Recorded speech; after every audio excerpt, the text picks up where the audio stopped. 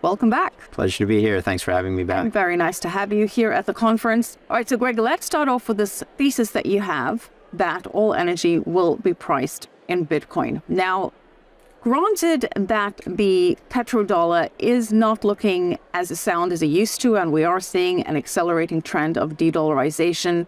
Some countries are opting to trade in their own currencies with each other. For example, China and Brazil recently signing a deal to that end.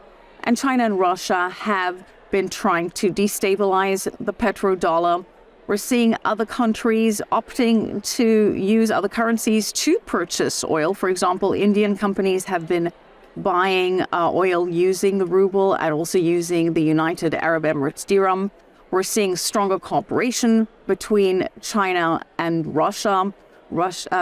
China and Saudi Arabia as well, China and Russia and China and Saudi Arabia as well. Saudi Arabia stating that it's open to accepting yuan for its oil. Saudi Arabia also saying that it's agreeing to become a dialogue partner in the Shanghai Cooperation Organization, and ties between China and Saudi Arabia further cemented after China brokered a peace deal, an agreement to resume diplomatic relations between Iran and Saudi Arabia, of course, big oil producers there. So pieces are falling into place, making the petrodollar look increasingly shaky. But how do we go from that to all energy being priced in Bitcoin? Break that down for us. Well, it's a big question, and it won't happen quickly, but it's a process. Let's start with the fact that I'm an engineer. And the first law of thermodynamics is basically that energy cannot be created nor destroyed. So it's the law of conservation of energy. So the big picture to me would be it makes sense to have natural resource energy priced in digital energy. I think of Bitcoin as digital energy. And so from the law of conservation of energy, that makes sense. You keep the loop closed. But let's start with what the petrodollar is, which is a very strategic advantage for the United States. So it's not surprising that some of the not so friendly nations of the United States are looking to destabilize the petrodollar. What does it mean when oil and natural gas are priced in US dollars? It means essentially that the USA can print energy. Think of that strategic advantage that has, and the flip side, the negative effects it has for a country like Russia. Russia is selling its valuable natural resource energy for US dollars that are debasing, firstly, but also that can be frozen. US Treasury assets get frozen and whatnot. So it was selling its energy in dollars, but given the sanctions, it's now moved away from that. There you go. But they're not the only nation that would be subject to those challenges. If we bring it back to the idea, and you did mention this, that Bitcoin is priced in fiat. Fiat is just a measuring stick. Your house is priced in fiat. The value of your house hasn't really changed, in that shelter still is equally valuable today as it was 30 years ago. The only thing that's happened is the price of that house measured in US dollars has increased because the unit of account, which is the US dollar, has decreased in value on a relative basis. So when we say that Bitcoin is priced in fiat, that's just a measuring stick. But I like to say 1 Bitcoin equals 1 Bitcoin. You know, there will be a time when fiat is actually priced in Bitcoin, not the flip side. And you have to understand that. That is certainly what a lot of people at this conference are hoping for, hyper-Bitcoinization. But how do we get there? And how does it go back to the idea that you think energy will be the first step in this process? Energy will maybe not be the first step, because we're seeing the first steps right now, but energy will be the most important step. That will be the big event that I believe causes, you know, people to realize why Bitcoin is so darn cheap at a price that it's currently trading at today relative to where it could go, priced in fiat. Now, again, pricing something in fiat is like pricing something in a ruler, or measuring something in a ruler that continuously changes, right? I mean, the government's changed the length of a ruler. So you can't rely on that unit of account. Ultimately, I believe there will be a time when everything else is priced in Bitcoin, and that is the truest measure of account. Bitcoin right now changes relative to fiat. right? So fiat is changing all the time. And so is Bitcoin. But Bitcoin, which is priced in fiat, is also changing all the time. Fair enough. So at some point, you would need a stable, I guess, value of Bitcoin. If we go back to the principle that 1 Bitcoin equals 1 Bitcoin, then we don't get confused with, you know, the relative trading pair. We call it a trading pair. So, you know, much like the Canadian dollar trades as a trading pair against the US dollar, the Bitcoin trades as a trading pair against the US dollar. That trading pair is on its way out, in my opinion. And that's why if you start with how about this? What is Bitcoin worth in a barrel of oil? Okay, so you have a volume of oil. How much of that barrel of oil does 1 Bitcoin buy? You've taken the US dollar out of the equation altogether. Does one Bitcoin equal, so you know, you could do the math in your head, $30,000 US per Bitcoin, 1 barrel of oil equals, you know, we're running with it, but that will change over time so that you measure Bitcoin in barrels of oil, not in fiat. And not looking at that intermediate step that you just There you go. Bingo. $30,000. Bingo. Okay, but how does this trend begin? Does it begin with Russia selling oil for Bitcoin, considering they seem to be... Okay, so then could be for sure. That's in the energy space. But how does the trend begin? It begins with even with the development of the Bitcoin commerce. You know, you have places like El Salvador where you don't ever transact in US dollars. Now, it's only a small part of the population, but it's a toehold that will increase. So you have it increasing at the micro level.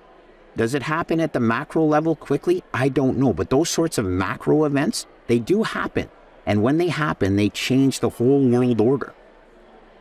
But you've said that the most significant development to take us there is not going to be when people use Bitcoin to buy a car. I agree. Yes. When a country starts to transact in Bitcoin for oil. Yes. So is it most likely that would be Russia, do you think? I do believe it would be like a Russia, but, you know, it's more likely to be Russia than Canada. How about that? That, I think, is a very fair assumption. I have to make these types of probability, you know. We are actually seeing the G7 impose even more sanctions on Russia as of today. What would you do if you're Putin? You move away from that. What about the argument that we could see Putin, Russia, wants to go towards gold instead? That could be. Because we're seeing the BRICS coming up with their own... Have you ever tried to transfer a lot of gold across the international borders? Other than that time I was smuggling. There you go. No, well, let's just say that you could price it in gold, but that's ancient technology. And I'm not anti-gold. But you could have gold-backed digital tokens on the blockchain. If you know where you're going to go, from point A to point B, why take a detour? Go straight from point A to point B. Point B being price everything in a digital commodity that's transferable, portable, verifiable, everything that's beautiful about Bitcoin that you can't do with gold. I mean, how much gold currently exists in the vaults? We don't know. It's not auditable. And how much of that gold that we think exists in the vaults could be tungsten? I don't know, and I don't care. I'm not pitching gold. I am pitching Bitcoin, which is defendable by math and code, and you don't argue with that. And the idea that it's going to be energy because energy goes back to energy. Correct. It's proof of work, and it's the law of conservation of energy, which is nature, okay? You can't mess with mathematics, and you cannot mess with nature. And what is a time horizon that you think this could happen by? I know I have a trading expression, right? You give a target, but not a time. Because if you do both, you'll be wrong on one, right? So, or not. Well, you could, but I would just say it's a process, okay? So, you know, you look at my price target on Bitcoin, and then people ultimately ask, well, when's it going to get there? And I say, I can't give both. I can give a target, but not a time. I measure the target in today's dollars. And then by the time it gets there, we do the adjustment as to what it would be in today's dollars. The same thing. Why does it get to that price? Well, there's global macro events that include these types of events. I don't know when they'll happen. I'm just very comfortable projecting that they will happen. It's just the law of probabilities. Okay. So we are seeing the Bitcoin as a potential unit of account in our thesis here. Yes. One of your other big theses or principles is that Bitcoin should also be seen as a CDS, a credit default swap against sovereign debt. Now, you have a background in engineering, but you've also got, what, 30 years in credit? That's correct. Yeah. Yeah. Yeah. And engineers tend to be good at trading bonds and credit because engineers are decent at mathematics and bonds are all mathematics. There's very little subjectivity to bonds. I mean, an equity has a growth assumption. An equity has an analyst that says, oh, the trees will grow to the moon. Yeah. Trust my growth projection. Bonds are nothing like that. Bonds are a fixed contract based purely on mathematics. And you've, I think, what, 20 years in the credit? Actually, yeah, close to 30. 30 years in credit markets. You've seen a number of financial crises. Yes, I sure have. And I believe you've even wrote a thesis that was used by, what was it, the Bank of Canada? No, it was used by 𝐸𝐵. Thank you for pointing that out, though. When they did their research on credit default swaps, the Royal Bank of Canada. Royal Bank of Canada, that's right. Yeah, so, yeah, I've been published in certain research journals. You're incredible. Despite the T-shirt, our viewers can see that you It is T-shirt's not all good, or, you know. Very credible in the credit market. Thank you, Michelle. So, help our viewers understand what a CDS is Sure. before we get into how Bitcoin is a CDS. All right. Debt. Very simply, I can break it down. CDS, a credit default swap, is a insurance product. When you are a buyer of a credit default swap, you are purchasing insurance. You can think of a CDS contract as the equivalent of purchasing fire insurance on your house. That's simple. You have a counterparty that sells you the insurance, and you are a buyer of the insurance, and you agree on a price of that insurance contract. And why do you think it's going to be increasingly important to take out insurance against sovereign debt? Very simply because the sovereign debt spiral is unsustainable. It will explode. It's only mathematics, and we have reached a point, a tipping point in the global sovereign debt where the organic growth of the debt, because of the fixed coupon on that debt, is growing faster than your tax base can possibly grow, which means there's no way your tax base can keep up with just the pure interest expense on the debt. So that debt is growing organically to the point where it eventually explodes. So when you're in the United States, Yes. you're the reserve currency of the world so far, Yes. till now, Yeah, you can just carry on printing more dollars. I agree, until you can't. Because Venezuela assumed they could just carry on printing more dollars until people ended up throwing those dollars in the street. Now, it's not going to happen quickly in the United States, and let me be very clear. I do not want it to happen in the United States. I love the United States. All right, I'm a Canadian. We talked about that. You're South African. Neither of us wants the U.S. to fail. Well, I'm South African and American, so Okay, we don't want it because America is free. America defends freedom. America defends all the principles I stand for. But you cannot maintain this debt and assume that the world will continue to fund the borrowing needs of the United States, because it will crowd out all other borrowing in the world. Well, and also, as we discussed at the top of this interview, we have this de-dollarization. Correct. To where faith in the dollar is being eroded because of this unprecedented... Every single fiat current fails over history. Yeah. The USA will be the last of the current fiats to fail. So you have a particular way to determine the value of Bitcoin, the Fulcrum Index. Yes. Determining the value or price of Bitcoin in relation to sovereign debt. Correct. Based on a basket of G20 nations. Correct. And the credit default swap prices of those G20 nations. So break that down for us. So it won't be simple. And I just want to thank you for doing the research, that you look back in my history. I always take everything from a credit angle. Credit is the most important financial market in the world. It's far bigger than the equity markets. It's far more important, and it also has a prior claim, so it ranks higher in the capital structure. The thesis is based on the fact that the fiat system is inherently unstable because of this debt balloon, okay? And there is an open market contract called a credit default swap, which prices the probability of default of each of these G20 nations. It's an open market. It exists. It's like an open market for insurance. So my thesis takes the debt burden of each country and multiplies it by the insurance value or price, open market insurance price, accumulates it and says, hey, this is what Bitcoin is. It is an insurance contract on all the fiats, right? This is a value. That's what Bitcoin brings to the table.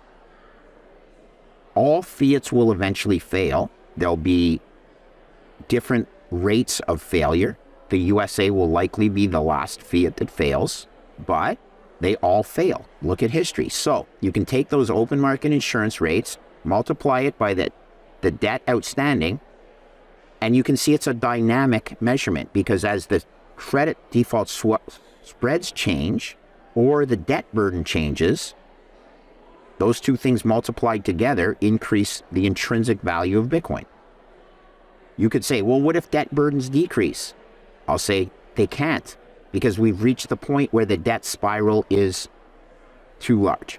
That is assuming that people collectively view Bitcoin as that. We talked a little bit about that. We did. Yeah. And it's key. That didn't work out. No, that's good. Well, that's cool. So there's all sorts of models that value Bitcoin. There's all sorts of models that value an equity. Doesn't mean that any particular model is the go-to model. This is assuming that other people take your There it started. Bitcoin It's already started. Is a sovereign debt insurance. Correct. So again, because our viewers that haven't watched the first interview are going to say what you said, Bitcoin has intrinsic value. That's correct. And intrinsic value usually means something that has a concrete, tangible value, or as we discussed with equities, you different ways to calculate that. That's right. Earnings, revenue, stream, assets. Well, how does gold have value? I mean, it's the same sort of thing. Gold has a price because people view it differently. They view it as a store of value. They could view it for industrial use. They could view it for all sorts of different things. There's not just jewelry. That's fair. There's not one single model that comes up with that. There you go. Not large, but is potential. There are many different models that contribute to a market price. And that market price is, you can't argue with it, right? That is the price set by the market at any given time. How did people come up with that valuation? Some people use this model, some people use this model. It doesn't matter. It trades for this price because of a supply demand at that price.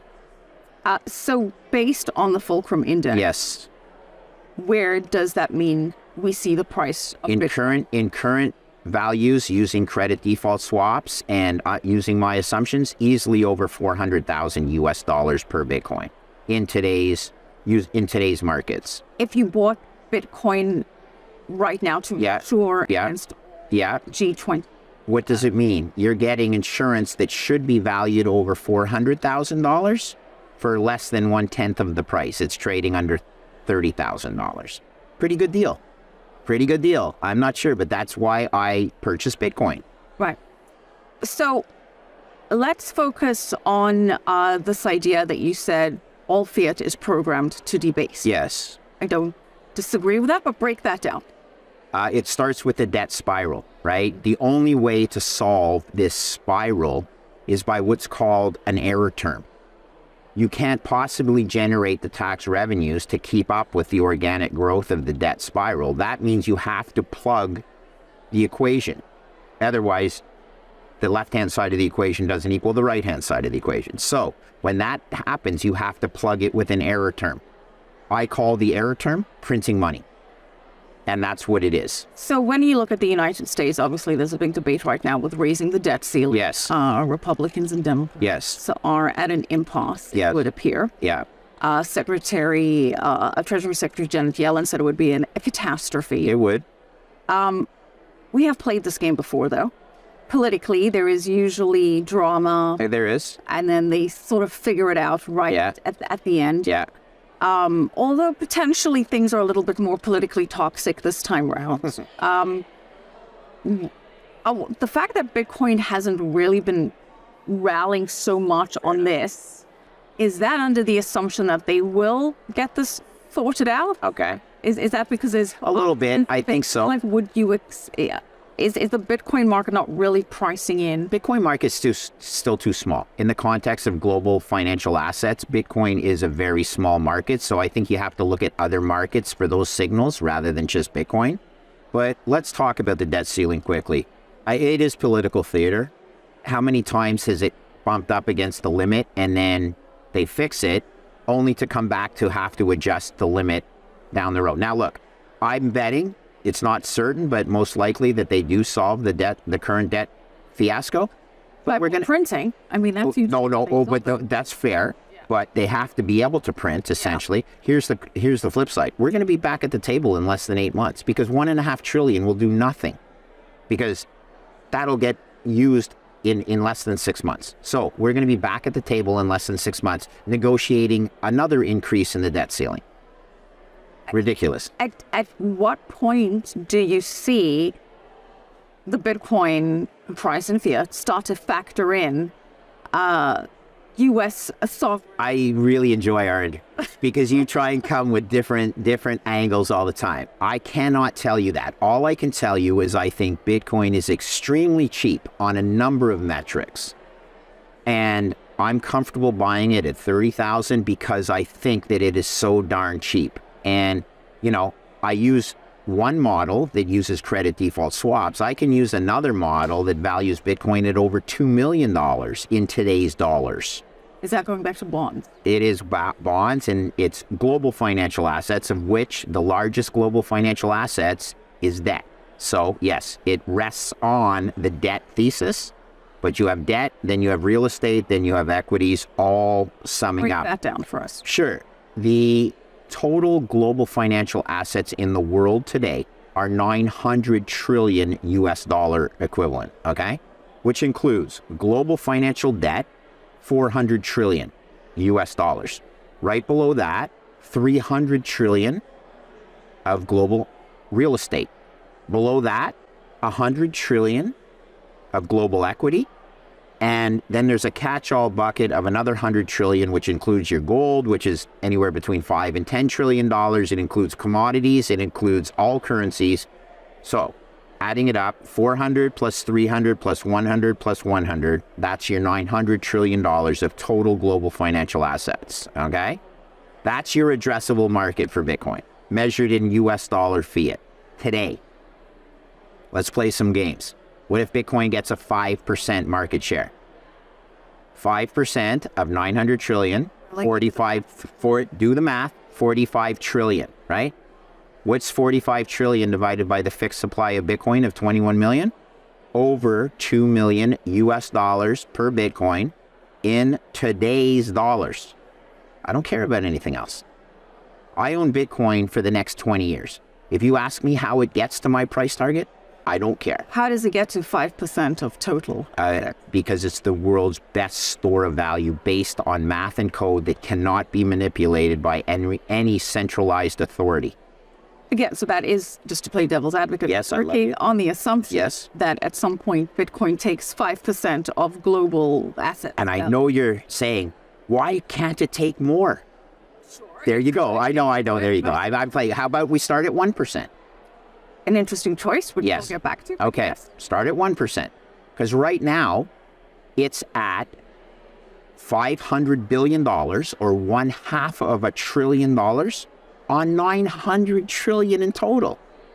Gosh, it's so minuscule, and it could be so huge.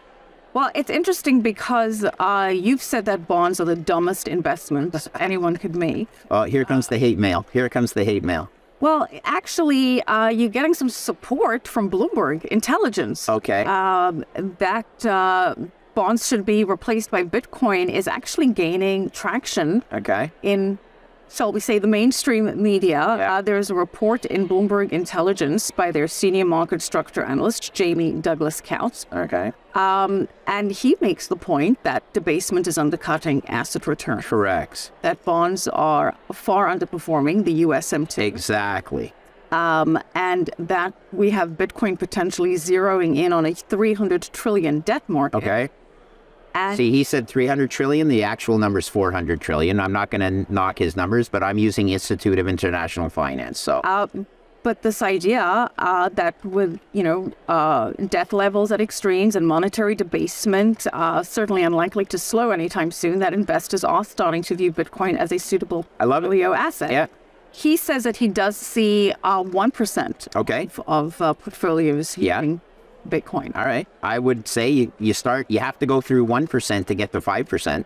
So go back and circle to the idea of why bonds are the dumbest. Okay. And now all you bond guys, with this particular... Doesn't make me right or him right, but here's the coolest thing. Look, I spent my entire career in bonds. Bonds make sense at a certain price. They just don't make sense at today's price, given where inflation is, but more importantly, where fiat debasement is, because bonds are a fiat contract.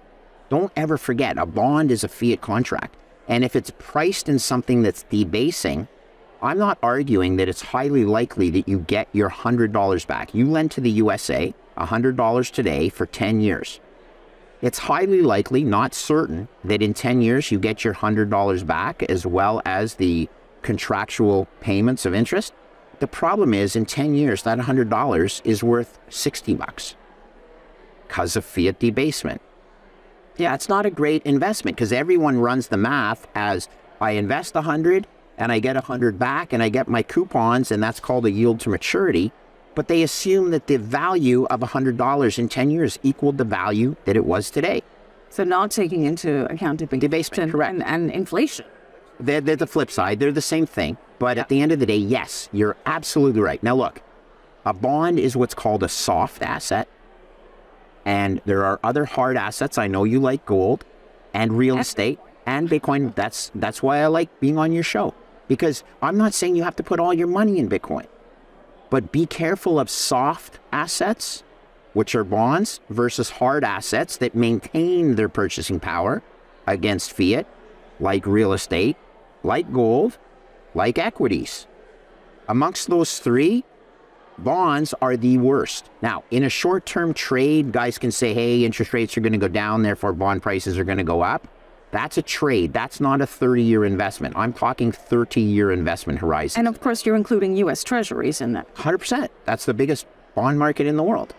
And we've seen how U.S. Treasuries have caused, or certainly contributed to the banking crisis. Yes. Collapse of banks that bought U.S. Treasuries, thinking that this is a safe place to put your money. Only to have the Fed raise interest rates and then have the mark-to-market value of treasuries bought even like 4 months ago change drastically. Last time we spoke was right after Fed Chair Jerome Powell tried to assure us that the banking system was, quote, sound and resilient. Seems to settle down a little bit as of yet. Calm before another storm. In my opinion, yes, only because banking is banking. The reality is banks are very levered. They always have been. And when you are very levered, which is to say that their capital base is only 4%, plus or minus, to their total asset base, that 4%, which is your protection, can get vaporized very quickly, which means banks are frequently insolvent. And having worked at the largest financial institution in Canada in 1988 during the Latin American debt crisis we talked about, different crises that I've been to, the Royal Bank of Canada was insolvent in 1988, but it was no different than Chase Manhattan and Manufacturers Hanover and Bankers Trust in New York, because the value of their loans, the Latin American loans, had fallen by so much that the equity value, the risk-absorbing equity in the bank, was vaporized. That's not healthy, but it is the fiat system. That's how it works. So Jamie Dimon, yes, CEO of JP Morgan, has said that he thinks it's unlikely that JP Morgan is going to step in and buy another bank should there be a collapse. He might be forced to because, did you see that UBS, which rescued Credit Suisse, is complaining that they said we were forced into this deal? Yeah. Well, they still did it. Free market, They still did it. Yeah. JP Morgan may be the last bank standing. Now, I agree. First of all, Jamie Dimon is a very good banker, but that's like saying, you're the best of a very bad bunch, right? Like, banking is extremely risky. And he's a very good risk manager, but when you're dealt a hand that has 25 times leverage in it, which is what a bank is, it's very hard to thread that needle all the time. 25 times leverage, to be clear, is your 4% equity capital on $100 or 100% equity base. 25 times 4 equals 100. That's your 25 times leverage. Right. And we have, what, I believe 24 regional banks that are looking somewhat shaky. Here's the funniest thing, Michelle. They all are shaky because they all have the same business model. Yeah. It's banking, people. Yeah. I mean, It's banking. Right. It is the model. But if you're saying that we haven't seen the last of this... you know why? Because there's 5,000 banks, and I'm pretty comfortable saying we haven't seen the last of the bank failures. Why? Because in the last 30 years, 10,000 banks have consolidated or failed in the USA. So we've had guests on the show saying that they anticipate a future not too far off, where you have 8 to 10 big banks in the U.S. Okay. A massive consolidation. That's fair. Banking sector. That's fair. I think 8 to 10 is a little low. Let's use the Canadian model. In Canada, we have 6 national banks, essentially, coast-to-coast banks. And the rule of 1 in 10 typically applies in Canada, meaning our GDP is 1/10 the size of the USA. Our population is 1/10 the size of the USA. So take the Canadian banking model and multiply it by 10, because the USA is 10 times bigger, maybe 60 banks in the USA, not 8 to 10. I think that would be too much of a concentration, not to mention the fact that they have restrictions on how much any bank can hold in deposits, right? And they had to break that for JP Morgan. Well, in Canada, we don't have that restriction because we only have 8 banks. But to only have 8 banks in the USA, I think, well, look, we're not getting there overnight. Let's not argue. There's definitely contraction in the number of banks. Where does it end up? I don't know. I'll be dead in 20 years, and I don't think in 20 years it'll get less than, hundreds of banks, let alone down to measuring banks in single digits. I got you to give me a target and a timeline there. Oh, and we said where I was going to die. Here's 100 banks. Yeah. Okay. No, I said it's unlikely. Unlikely. Be less than 100 banks. There you go. That's fair. I like your style. What a great... you are a great reporter. You are a great reporter. Okay, well, hopefully you live long. Thank you for that. But, I only go by statistics, right? I only go by statistics. The math. I am very, very much a mathematician, correct? A math guy. Yeah. And of course, that provides very big problems for economic freedom if you have consolidation of the banking sector, which brings me to the idea of a central bank digital currency. Yes. Because the thesis or the argument is that you'll have consolidation of the banking sector, which then makes it a lot easier for a central bank digital currency to be implemented. Interesting. I mean, I'm not certain I agree with that thesis, but that's fine. Let's go with it. Why would you agree with that? I mean, you can... Well, the banking sector... You can impose it. You can impose it if you want right now. Yeah, without it. Yeah. But that would make it for easier cooperation. Anyway, let's assume you're going the right way. I mean, look, all the big bankers are going to embrace it, so therefore all the small bankers are going to embrace it as well. Okay, potentially easier when you have big bankers on board. Okay, all right. Not necessarily my theory, by the way, but the theory that's come up on the show a lot. Yeah. Let's talk a little bit about CBDCs because you've mentioned you're Canadian. Yes. I believe that you were against, of course, the vaccination mandates on the truckers in Canada. I think you donated to the truckers there. No, I did not donate to the truckers, but what I did do is I backed a movement for freedom. So I want to be clear to the listeners. I am not anti-vax, but I'm pro-choice. I believe everybody should have the freedom to choose whether they should be vaccinated or not. So when they say that the Freedom Convoy or the trucker convoy was anti-vax, that's not what I was supporting, and I don't believe that's what most of them. No. So, but here we'll go with that. So take it one step further. I think this is where you're going. The Freedom Truckers got banking restrictions imposed upon them, correct? And so one of the solutions was Bitcoin. And I was supportive of the Bitcoin as a payment mechanism to support the truckers, correct? And in a world of CBDCs, where it makes it a lot easier for government to impose restrictions to take people out of the financial system. And yes, for the record, Yes. neither saying pro or anti-vaccine, but pro people's Correct. choice Yep. to make that decision. Yes. And that choice was taken away from them because of the Canadian government imposing those restrictions and pulling the Correct. financial system. And again, Correct. the CBDC, a programmable digital currency, Yes. makes it a lot easier for the government. To surveil. Correct. And many people here have brought that up as a concern and do see Bitcoin as the answer to that. I agree with that. How would you see Bitcoin coexisting with a central bank digital currency? Would it? Great question. So I actually think it'll enhance adoption of Bitcoin, because if you have a digital currency on your phone, the government issued digital currency, the extension to buy a Bitcoin digital asset using a wallet that already has digital currencies in it, pretty simple. You wouldn't see it become more of a target for regulation? I don't disagree, but like anything, you tell kids, I'm restricting you from doing this. What do kids generally do? They go, they do what you're trying to restrict them to do. They end up experimenting with it more. So you think it would just drive a more... You try and restrict anything, like how has the war on drugs worked? I don't want to go down that road, but I'm not concerned about government restriction. You're not concerned that a CBDC would make it harder for people? I think it'll make it get- easier, but to it get doesn't Bitcoin. matter. I think CBDCs in certain forms are dead on arrival. DOA. In a great nation like the United States, I think the pushback will be substantial, such that... Well, we are in the state of Florida, where Governor Ron DeSantis Yes, has I banned agree. There you go. CBDCs. Yeah. And that sentiment is also echoed by Michael Saylor, who thinks that the political landscape in the U.S. will make it such that it would not be something that would be popular with either party pushing. I hope so. So I hope he's right in that one. I get to sleep better at night after hearing that. Greg, before we let you go, tell us about the Bitcoin Opportunity Fund. Oh, thank you for asking. So I'm a partner along with 4 pretty experienced risk managers in the world. Larry Lepard, who I know is a guest on your program.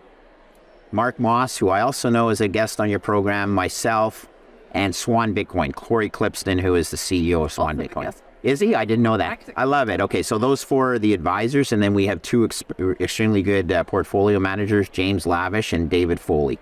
James is an experienced hedge fund manager, a lot of experience in the debt markets like myself, and then David Foley is currently Larry Lepard's managing partner at their Sound Money portfolio based in Boston. So David and James will be the 2 portfolio managers, and then the other partners are the senior advisors. But what is the fund?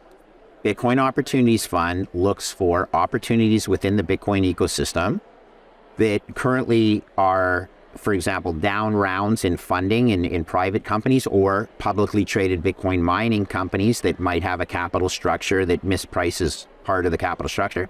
And here's the interesting part. It's a hedge fund, so we can also short traditional finance stocks. So it's only applicable to high net worth individuals, accredited investors, that make that threshold. So we currently raised the first stage of the fund.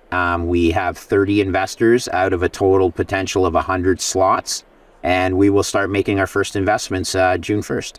Across the Bitcoin ecosystem. And don't forget, an investment can be a long position or a short position. So we could be shorting some of the traditional finance Right.